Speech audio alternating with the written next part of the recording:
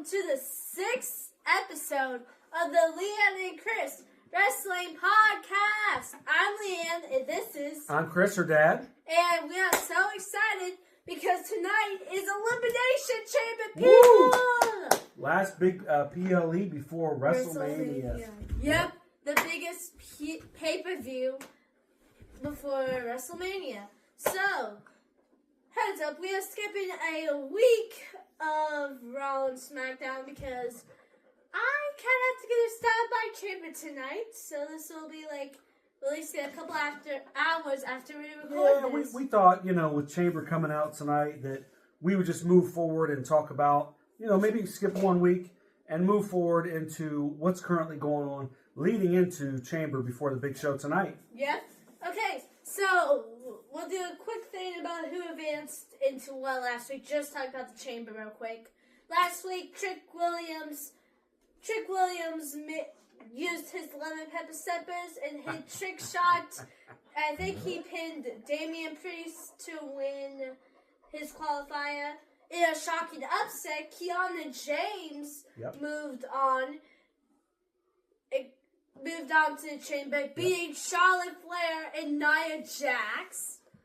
And I would say both of these wins are examples of young people on the roster making their way up and starting to incorporate some of these younger folks from NXT. It's important to see that, if you're a main roster talent, you darn well better stay on your A game because there's a group of hungry folks behind you that are coming up. Yep. So excited to see some new faces get some big opportunities in the Chamber. We also have Javon Evans, who is also breaking a record entering the Chamber tonight. Yeah. Youngest talent ever entering the Chamber, beating Randy Orton's record. Yeah, I would say definitely that's another example of another young person. So these three people you mentioned, plus Obafemi, I think the future... Oba isn't in the Chamber. I know he's not in the Chamber, but I'm saying he's also another young up-and-comer that's come up from NXT to the main roster this year that are going to push the guys and gals that are there, and they're going to do a great job raising the talent level on the show. Yep, and also Asuka beat Bayley and Natty. I kind of don't like this decision because I kind of did want to see Natty in the Chamber a little bit. Yeah, she would have been another good heel to have in the Chamber, but they went with Asuka as the heel in there from this bout. So Asuka's a good, solid, reliable hand. I don't think she's a threat to win. I don't see her headlining WrestleMania. I even see her first or second person out of the Chamber tonight. Could be, but we can talk more about that when we get to the Chamber section. That's right.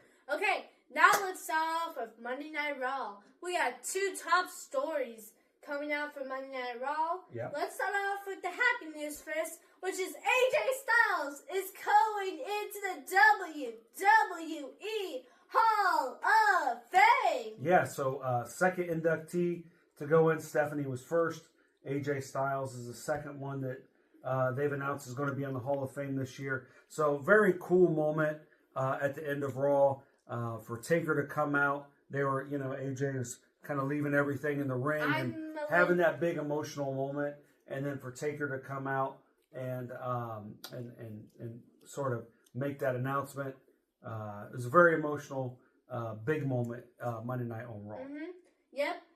But we also have some sad news, which is Bronson Reed is now injured. The Vision having a lot of trouble staying healthy. So now we got Seth. It was Seth first. Seth first had to make a pivot. Yeah. Now Braun Breaker had made a pivot 3 weeks ago, and now Bronson, which had to make a pivot, which is Jey Uso winning the qualifier match, but we do know what happens to Jay's story. We'll get that to us in SmackDown's recap. Yep, okay. Okay, up next is final two spots in the Chamber.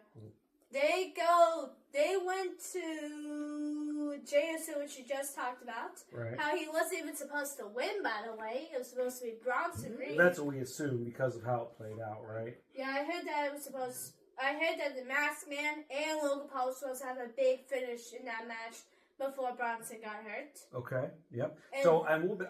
I'm hearing. We're talking about hearing a second masked man, maybe the one that was just on last night. decoy. Maybe a decoy. So going to be interesting to see how that storyline plays out. Especially in Chamber tonight. Exactly. And so it was really cool to see. I know I'm spinning it forward a little bit, but to see Logan Paul end up with that opportunity after Jey Uso was out. We were having a conversation about how the Usos are together now, and what happens if Jey wins? Do they keep on with the tag team storyline? Do they keep on with Jey in a single storyline? I think they're on the right path with the tag team storyline, and they had to find a way to get him out of the chamber so he they wasn't can continue. supposed to be scheduled to work this weekend at all, so they basically had to fly him out just to that ambulance spot. That's right. And so he just left after that. yeah, and so that's good. Keeps him in the tag storyline. They can buy a week or two with this. Keep him off chamber. Maybe bring him back on Monday. Have him little gimpy or limpy, and then resume whatever tag team storyline they got from there. But it is going to be interesting. They do have a story now coming out of this. Who was it that beat up Jey Uso? They didn't say. So there was a little bit of, was it Fatu? Right? Was it Sammy? Was it Sammy? Who was it? I don't think it's going to be either one of them, but we're going to find out. Yeah, but can I tell you something? Yes. It's just me, or does WWE have like this mystery stuff? Like, if they don't have any ideas, they just say like, "Oh, let's do a mystery angle." Like, we have the mystery box that's going to be revealed tonight. Can't wait for that. We by the way, have the mystery attacker who's been attacking Division. We have the mystery attacker who attacked Jacob Fatu a couple of months back, and now we have Jey Uso being mystery attacked. That's 4 mysteries going on at the same time. I keep saying, Hunter, you got to get your security better at the ringside. All these mystery people coming out. We got to protect the wrestlers. Let's get these mystery people in the stands. And while we're talking about it, you brought up, what was it you talking about the first thing? How Bronson got injured. We talked about the vision. Keep going. How the Masked Man and Logan Paul was supposed to have a big impact. Masked Man, Logan Paul. There was something else that you brought up that I wanted to touch on. It's okay. Up next, Liv Morgan has made her choice. Since she is known as the greatest Royal Rumble winner of all time. Oh, yeah. That's what I'm going to be saying every time. Oh, yeah. She made her choice. It's going to be her and Stephanie Baker. That's right. For the Women's Championship at WrestleMania. It's going to be very interesting to see which route they go at Mania. Do they go back to Liv? Do they have a Liv? Is there something with Dominic that maybe pops up? Do they keep that storyline going? Do they stay with Stephanie Vaquer? And she's been pretty hot lately. So I'm gonna be very interested to see which way they decide to go with this thing at WrestleMania. So super excited to see how that plays out. And the Liv has been very good the last couple years. So excited to see how the storyline goes. Yep. So that means whoever wins tonight at Chamber will be facing Jade Cargill. And okay, so up next is Finn Balor. Face turn coming soon? Could be. We'll see. I think there was like a little tension in the clubhouse. Like Dom and him would do a little tension. I think it's going to be interesting to see what happens tonight at Chamber, how things play out, and will the Judgment Day cost Finn Balor in a big spot? I think they will. Yeah. We'll talk about more in Chamber predictions, but I think that they will. Yeah, yes. They got it. That will be the impetus for the face turn from Finn, but it might be time to freshen up Finn a little bit and go a new direction with his character. So, and maybe just shake up the Judgment Day a little bit. Right now, I think they got a great thing with Liv and Dom and Raquel going on. But beyond that, I don't know if there's a whole lot of interest in the Judgment Day. My personal opinion. Okay. Up next, we have Cody Rhodes. It is back on Raw. He was like talking about how he's gonna win Chamber, how he's gonna challenge Drew McIntyre. But Division came out and they were like saying like, nah, Bronson Reed's gonna go in the Chamber, which we do know that he won't because he got injured. But then Cody's like, nah, someone else will go in the chamber. The Usos music hits. Jay and Jimmy come down there just eating like usual and stuff. And then basically that leads into the match where Bronson got injured and stuff. Well, as long as Drew is still a champion going into WrestleMania, I think Cody Drew is probably a really good night one match. So I think that I want Cody versus Fatu versus Drew for the title. triple threat would be a good way to go. But right now, I don't see Fatu really in the main event picture. So have you been seeing what him and Drew have been doing for like the past couple of weeks? Well, I don't know. Maybe he gets in there, but right now they have to find a way for that to happen because he's not in the chamber match, right? So, and only one of them can win. So it's possible they can write that in. There's plenty of time to write Fatu into the storyline, but we'll see what happens. Yep. Okay. So that is it for Monday Night Raw. Let's jump over to Friday Night SmackDown. Mm-hmm. And in the opening segment, Jey Uso attacked and he was put into the ambulance and sent to the hospital.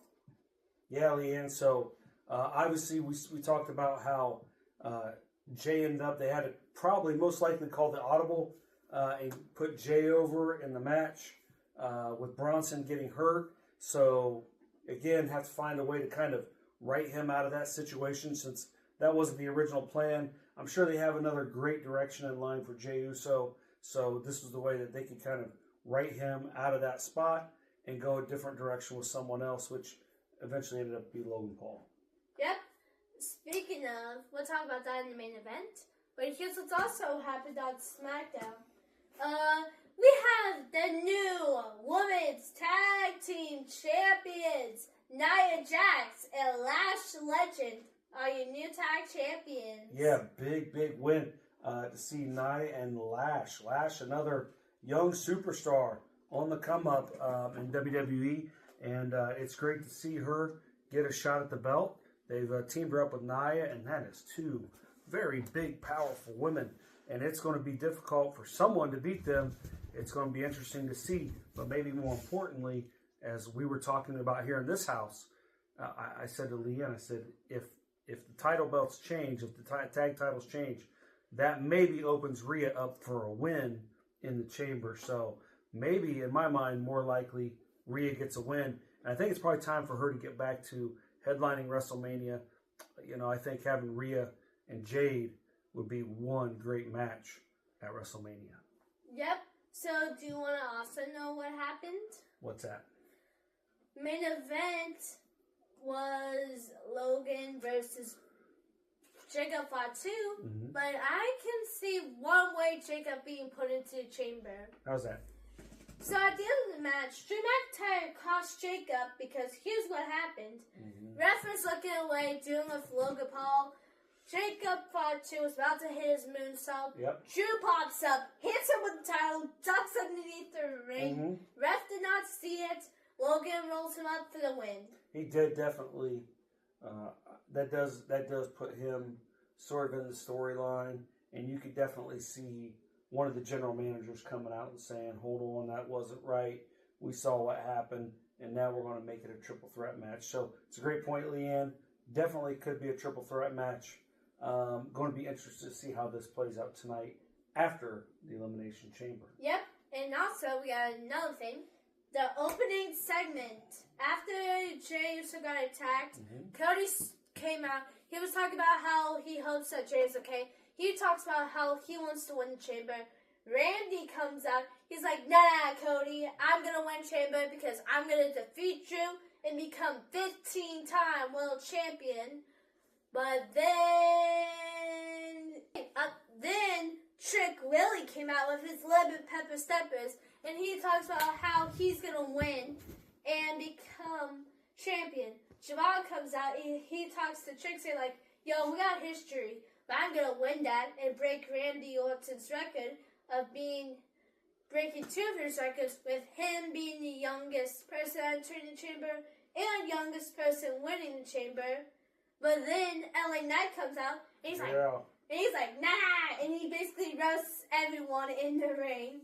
And then LA Knight was saying this, And everyone say, but then Williams says, "Whoop that trick." LA Knight looks at him, and then LA Knight and Trick Williams start to brawl. Yeah, so it's a way to get all the guys out there in the chamber, have some physicality, and forward the storyline into like, oh, this is what it's going to be at the chamber. So the message is, if you don't have the ESPN app, go out and get it so you can see more of this physicality that'll be happening tonight on Elimination Chamber. Yep. And on the ESPN app. And so hey, that's my commercial. ESPN, you're welcome. Not sponsored. Yeah, not sponsored, but come on. Come on. So anyways, good segment. Like I said, gets everyone out there. Has a little physicality for it. We also saw Randy Orton on KO Javon Evans. And Randy and Cody had a tense stare down. Yeah, I think those two are the most likely. In the final two. If you look at who's in the chamber, that would maybe be the best headliners for WrestleMania. So if Randy wins, that's great, but I don't see it. Again, I see Cody coming out of this match tonight, but we'll see. We'll know soon. Yep. So that is it for Friday Night Smack.